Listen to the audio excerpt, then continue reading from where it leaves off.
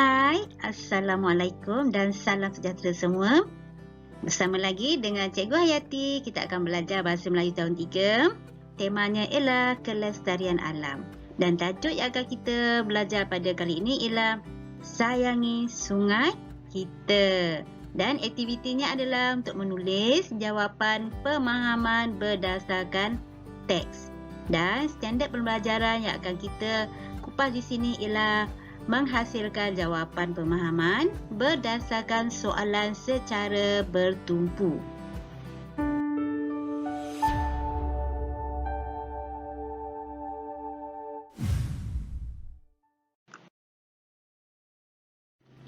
Baiklah murid semua, cikgu harap semuanya dah bersedia dengan buku teks kamu dan bolehlah merujuk pada halaman 29.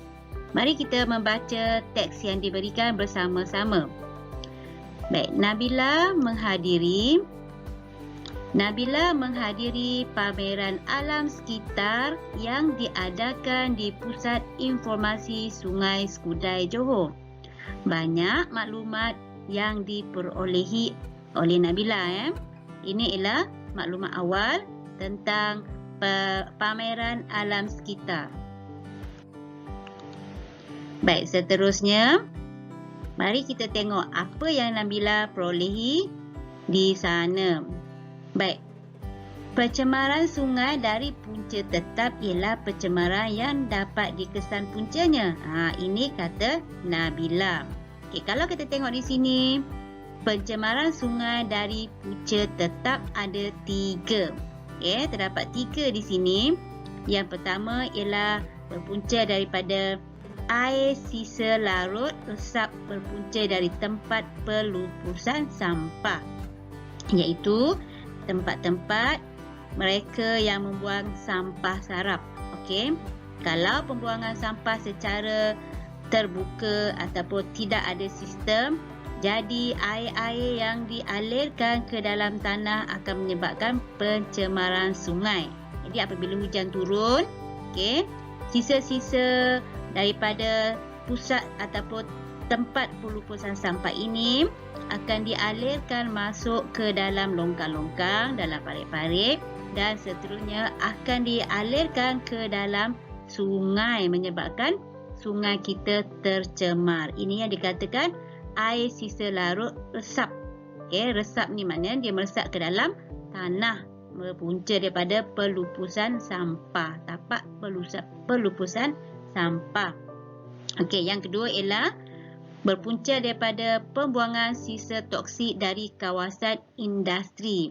Okey, daripada kilang-kilang yang besar, mereka membuangkan sisa-sisa daripada kilang ke dalam sungai-sungai yang berhampiran ataupun dialirkan ke dalam longkang-longkang kemudian terus masuk ke dalam sungai-sungai.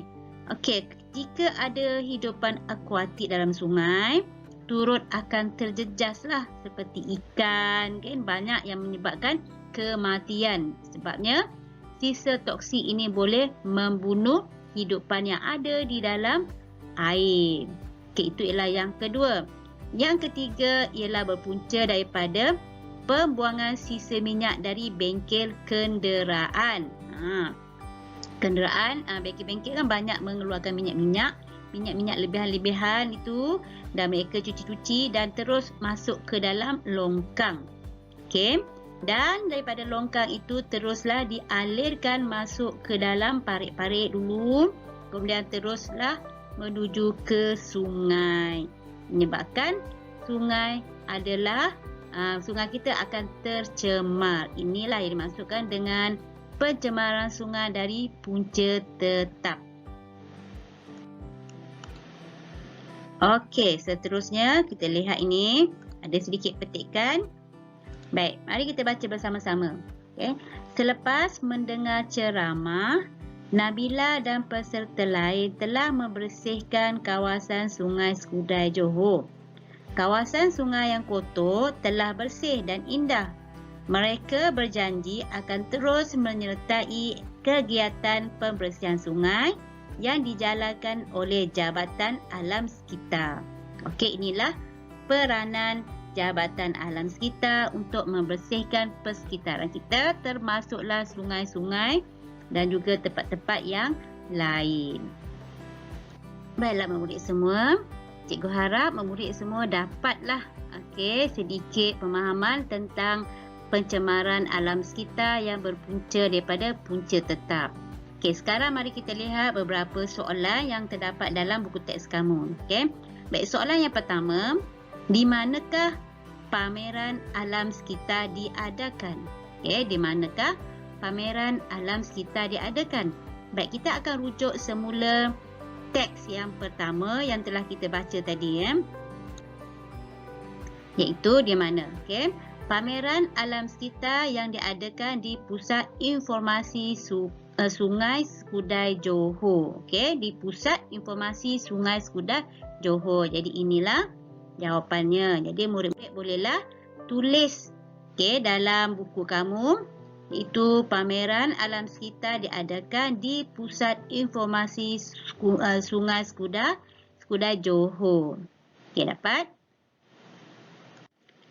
Baik, seterusnya kita lihat kepada soalan yang kedua.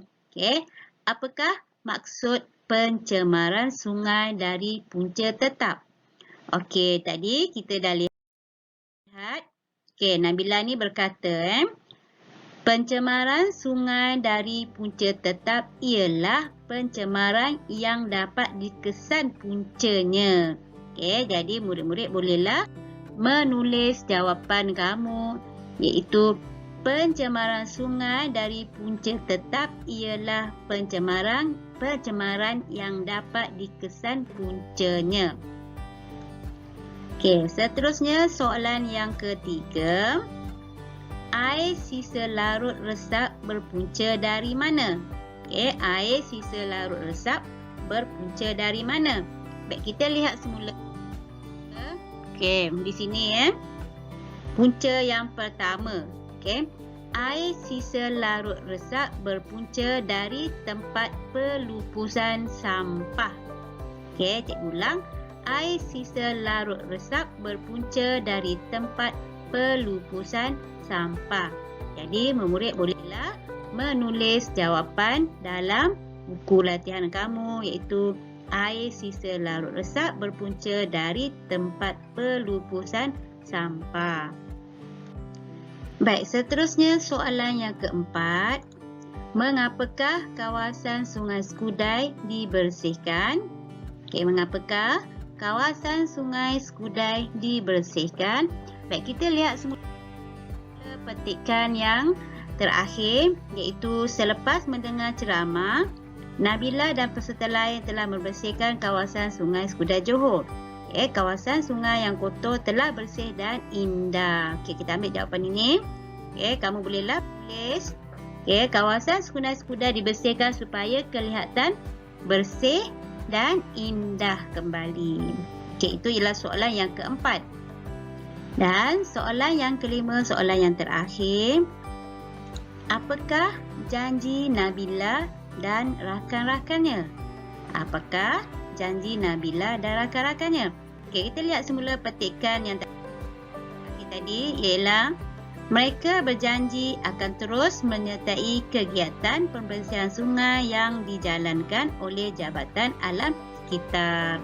Jadi murid bolehlah menulis di ruangan jawapan kamu, iaitu mereka berjanji akan terus menyertai kegiatan pembersihan sungai yang dijalankan oleh Jabatan Alam Sekitar.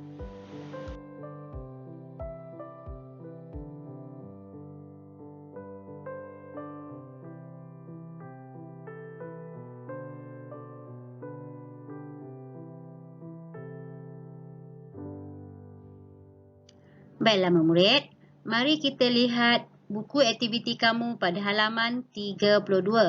Kita baca petikan dan jawab soalan yang diberikan bersama-sama. Baik. Wah, periuk elektrik baharu. Ibu, ini label apa? Mari kita tengok. Ini label kecekapan tenaga. Melalui label ini, kita boleh mengetahui kadar penjimatan penggunaan tenaga elektrik periuk nasi ini. Label ini dilekatkan pada kotak atau peralatan elektrik. Tahap penjimatan ditunjukkan berdasarkan jumlah bintang. Semakin banyak bintang, semakin jimat penggunaan tenaga elektrik. Baik, perenggan yang kedua, penjimatan elektrik akan membantu proses melestarikan alam sekitar. Penjimatan ini dapat mengurangkan penghasilan karbon dan pemanasan global. Oleh itu, alam sekitar akan lebih bersih. Okey, itulah tadi petikan berkaitan dengan pilihan yang menjimatkan. Okey, kita pergi kepada soalan yang pertama. Apakah fungsi label kecekapan tenaga? Baik, murid boleh rujuk pada ayat yang kedua pada perenggan yang pertama. Okey, yang ni ya. Yang inilah. Okey, bolehlah kita menulis jawapan. Fungsi label kecekapan tenaga untuk mengetahui kadar penjimatan penggunaan tenaga elektrik periuk nasi. Okey, sekarang kita tengok pada soalan yang kedua. Di manakah boleh kita lihat label tersebut? Okey, yang ni murid tengok ayat yang ketiga seterusnya. Okey, iaitu label ini dilekatkan pada kotak atau peralatan elektrik. Jadi, untuk jawapan nombor 2, murid-murid bolehlah menulis. Okey, kita boleh lihat label tersebut pada kotak atau peralatan elektrik. Seterusnya, soalan yang ketiga. Bagaimana tahap penjimatan elektrik ditunjukkan? Okey, bagaimana tahap penjimatan elektrik ditunjukkan? Okey, kat mana nak cari jawapan dia? Okey, di sini tahap penjimatan ditunjukkan berdasarkan jumlah bintang. Okey, ni bintang ditunjukkan. Di sini bintang. Ada 1, 2, 3, 4, 5 bintang di sini. Jadi, jawapan yang boleh murid tulis, tahap penjimatan elektrik ditunjukkan berdasarkan jumlah bintang. Okey, soalan yang keempat. Berapa bintangkah penggunaan elektrik yang paling jimat? Okey, masih lagi pada perenggan yang pertama. Semakin banyak bintang, semakin jimat penggunaan tenaga elektrik. Okey, jadi kalau kita nak jimat, kita tengoklah peralatan tersebut ada berapa bintang. Jadi, cadangan jawapan bolehlah murid menulis seperti ini. Semakin banyak bintang, semakin jimat penggunaan tenaga elektrik. Okay, dan jawapan soalan yang kelima. Apakah kebaikan amalan penjimatan elektrik? Jadi, kita lihat kepada perenggan yang kedua. Okay. Jadi, murid bolehlah menulis. Okay, sekiranya buku kamu ruangan yang terhad, kamu boleh pilih, kamu boleh tulis ayat yang pertama sahaja. Okay, iaitu penjimatan elektrik akan membantu proses melestarikan alam sekitar. Ataupun kalau ada ruang lagi, bolehlah kamu habiskan ayat yang kedua dan yang ketiga. Okay, dan cikgu harap murid-murid dapat menulis jawapan soalan kefahaman berdasarkan petikan yang telah kita baca tadi. Okey, untuk latihan pada muka surat seterusnya, okey, kamu dikenaki membaca dulu maklumat-maklumat yang diberikan ini, iaitu kepentingan sungai ada 5. Okey, boleh baca. Peranan kita ada 4, murid juga boleh baca. Tujuan, okey, di sini, dan sambutan Hari Sungai Sedunia diadakan pada hari Ahad terakhir dalam bulan September. Okay, setelah murid memperolehi ataupun membaca maklumat yang diberikan, okay, bolehlah terus menjawab soalan yang diberikan. Okay, kita lihat kepada perbualan ini dan kita dikenaki memberi respon ataupun memberi maklum balas terhadap persoalan yang diberikan oleh rakan ini. Okay, baik, kita lihat persoalan yang pertama. Bilakah sambutan Hari Sedunia diadakan? Okey, kita lihat balik semula tadi petikan yang telah kamu baca. Okey, jadi kita dapati bahawa Hari Sungai Sedunia diadakan pada hari Ahad terakhir dalam bulan September. Okey, kemudian kita tengok apakah kepentingan sungai. Memandangkan ruangan jawapan ini adalah pendek ataupun terhad, murid-murid bolehlah memilih salah satu daripada pilihan jawapan diberikan. Ada 5 tadi kepentingan sungai. Jadi bolehlah memilih salah satu. Di sini cikgu ambil. Salah satu kepentingan sungai ialah sebagai sumber air tawar yang utama. Okey, murid boleh pilihlah mana salah satu antara 5 tadi sebagai jawapan kamu. Kalau nak salin semua memang tidak mencukupi ruang. Soalan seterusnya, perbualan ini kita sambung lagi. Okey. Apakah yang boleh kita lakukan untuk menjaga kebersihan sungai? Okey, sama juga murid boleh sekiranya ada ruang, bolehlah kamu tulis maklumat yang selebihnya. Sekiranya ruang yang terhad memandai, kamu hanya menulis satu sahaja cara untuk kita lakukan untuk menjaga kebersihan sungai. Okay, di sini cikgu ambil.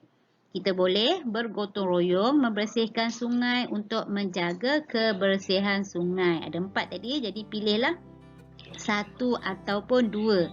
Sekadar memenuhi ataupun boleh muat dalam ruangan yang disediakan. Okey, seterusnya kita lihat pada persoalan yang terakhir. Mengapakah Hari Sungai Sedunia diadakan? Okey, yang ini murid boleh salin semualah. Cikgu rasa memang boleh muat dalam ruangan dalam buku aktiviti kamu.